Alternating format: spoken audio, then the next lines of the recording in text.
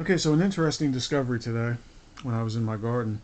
So a long time ago, I planted some eggplant, and it had these nice little flowers on it. It was growing really well, and I thought to myself, this is really good. It should be cool to see what kind of eggplant I get. The result was this. I got these little things here.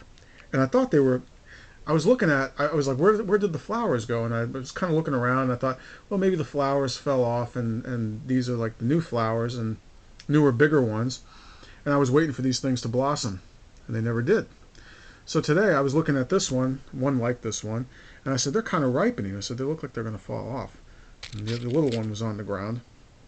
So I opened them up, and what I found inside was basically one of these types of berries that I planted way before the eggplant.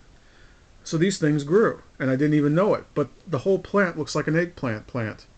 And now I got this thing that I thought was a really good eggplant, and it's producing these golden berries that grow really good in the tropical regions. So if you're out in Florida like me, I know I have 2 subscribers from Florida, you can grow these things pretty easily if you can find them in the stores. And each little berry has multiple seeds, so you can plant them in there, or you can just plant them as slices of the berry, and I think they grow good that way as well. But all in all, these things are pretty damn good. And maybe I'll open one up so you can see. It's hard to do with one hand, though. These things are like little... It's hard to do this all one-handed. Just to show you, it's actually a berry, and not some... And that thing right there. And they have kind of like a nice, sweet, tart taste. Hopefully I get more of these things. But I can't believe it, you know. First time I've ever grown any kind of berry from a seed. From berry to berry stem, bush, vine, whatever you want to call it, to the berry. And these things taste good. And one thing that's a real plus about this thing was tough in the heat. It was tough in the cold. It was even tough to drought. Like I didn't water it for a week and a half to 2 weeks at one point. Still kept nice and produced berries.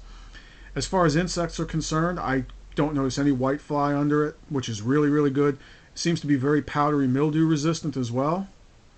And I really didn't use any specific fertilizers to this. I added no fertilizer for that matter, except for Camacho's Mountain Dew. And that's it. And that's all there is to it.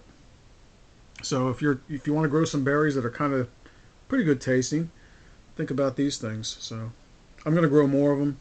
I'm going to start planting the rest of these seeds and stuff like that, and maybe get like 2 or 3 more bushes going on. See how big I can make it, because right now I have it in a pot.